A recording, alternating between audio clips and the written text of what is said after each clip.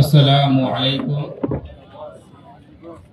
উপস্থিত সম্মানীয় অতিথিবৃন্দ, সকলকে সালাম, শুভেচ্ছা, অভিনন্দন জানাই।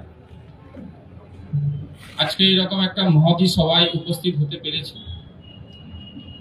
যে সভাটা বর্তমান ভারতবর্ষের প্রেক্ষাপটে, বর্তমান ভারতবর্ষের পরিস্থিতি অনুযায়ী খুবই গুরুত্বপূর্ণ একটা সমাবেশ, খুবই গুরুত্বপূর্ণ একটা মিটিং।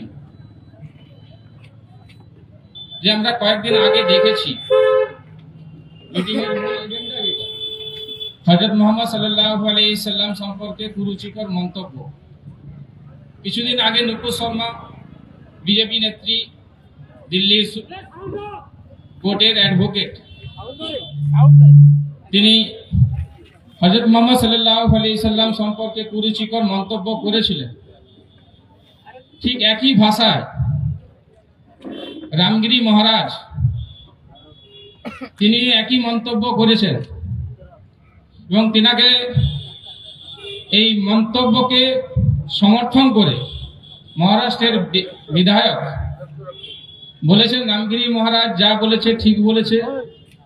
যদি কোনো মুসলিম ভাই এটাকে সমালোচনা করে তাহলে আমরা তাদেরকে মসজিদে ঢুকে তাদেরকে মারব।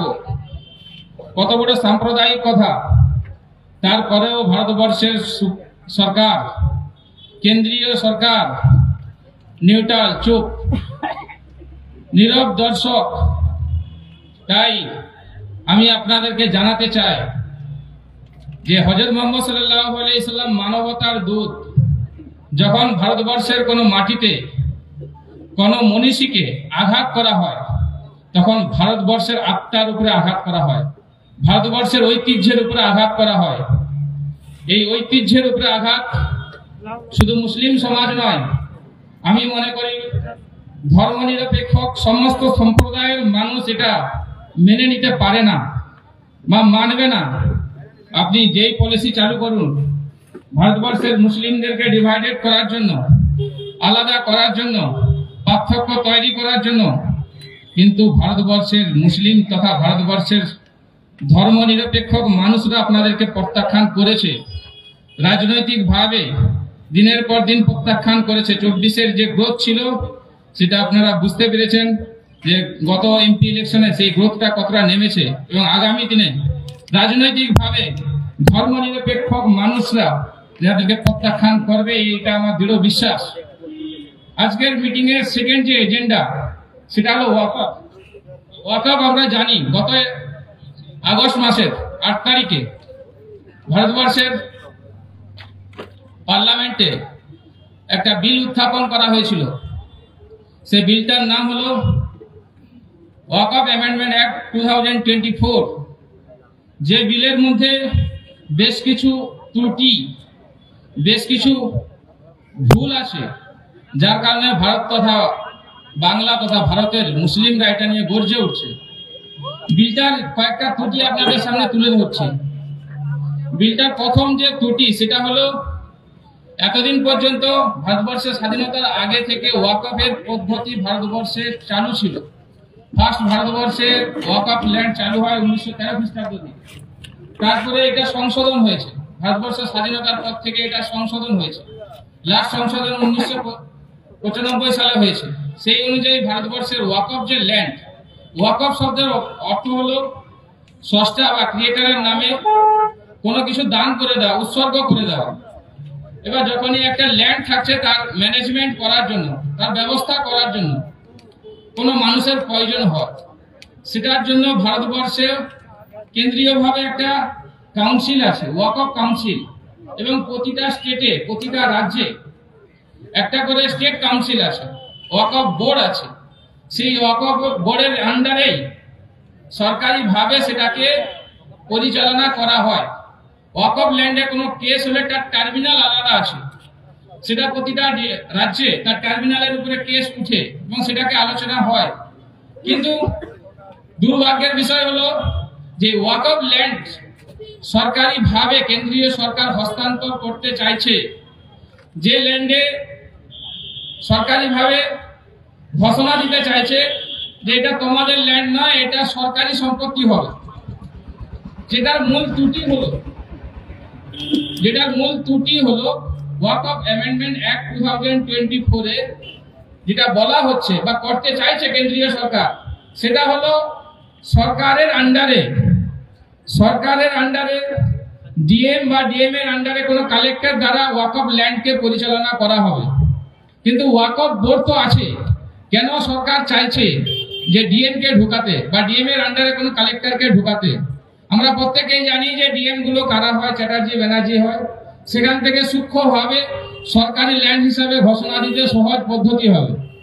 এরা চাইছিল এনআরসি করার জন্য, এনআরসি করার যে বৃহত্তর আন্দোলন গড়ে উঠেছিল সেখানে হয়তো পারে না, তার হয়তো বিকল্প হিসাবে ওয়াকফ অ্যামেন্ডমেন্ট অ্যাক্ট করতে চাইছে, যেখানে সরকারিভাবে কেন্দ্রীয় সরকার হাত পিছন দিক থেকে মসজিদ, মাদ্রাসা, খানকা, ঈদগাহ, কবরস্থান, ভারতবর্ষের যে সমস্ত ল্যান্ড আছে ওয়াকফ ল্যান্ড, তার পরিমাণ 9.4 লক্ষ একর। অর্থাৎ বাংলাদেশ যতটা বড় দেশ, পাকিস্তান যতটা বড় দেশ, তার থেকে ভারতবর্ষের মুসলিম সমাজের কাছে ওয়াকফ ল্যান্ড আছে। সেই ল্যান্ডটাকে সরকারের কোন নজর লেগেছে যে এটাকে কিভাবে হস্তান্তর করা যায়। যে একটা বাবরি আমরা স্থানান্তর করতে গিয়ে দীর্ঘ আইনি লড়াই লড়তে হয়েছে। যদি আইনটাকে বদলে দিতে পারি তাহলে সহজেই মসজিদ, মাদ্রাসা, খানকা, ঈদগাহ, কবরস্থানকে আমরা ছিনিয়ে নিতে পারবো। সরকারের এই যে ভুল নীতি মুসলিম সমাজ প্রত্যাখ্যান করবে। যদি এটা ওয়াকফ আইন চালু হয়, ভারতবর্ষের একটা বড় ক্ষতি হবে।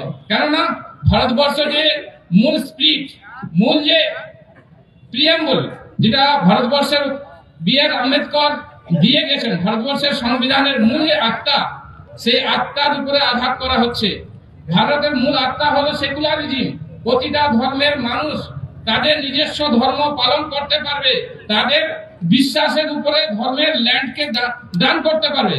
যেভাবে দেবত্ব সম্পত্তি আছে, যেভাবে খ্রিস্টানদের জন্য চ্যারিটেবল ল্যান্ড আছে, সেইভাবে অনুরূপভাবে প্রতিটা ধর্মের মানুষের যে ল্যান্ড, সেই ধর্মের বিশ্বাসী মানুষরা ব্যবহার করে, ধর্মীয় কাজে ব্যবহার করে। এই ধর্মের উপরে আঘাত আনার চেষ্টা করছে কেন্দ্রীয় সরকার। আমি দৃঢ় বিশ্বাস এটাকে ভারতের মানবিক সমাজ, সেকুলারিজম সমাজ এটাকে প্রত্যাখ্যান করবে। এই দ্বিতীয় যে সমস্যা, কিছুদিন আগে আমরা দেখেছি যখন এমপি ইলেকশন হচ্ছিল, সে মে মাসে 22 মে কোর্ট একটা রায় দিয়েছিল। রায়টা হলো ওবিসি কি ছিল না, ভারতবর্ষের মুসলিম সমাজ পিছিয়ে থাকার পরে এই সমাজকে আগিয়ে নিয়ে আসার জন্য রঙ্গনাথ মিশ্রের কমিশন এবং সাচা কমিটির রিপোর্ট, এই রিপোর্ট অনুযায়ী ভারতবর্ষের মুসলিম সমাজকে ওবিসি সংরক্ষণ দেওয়া হয়েছিল।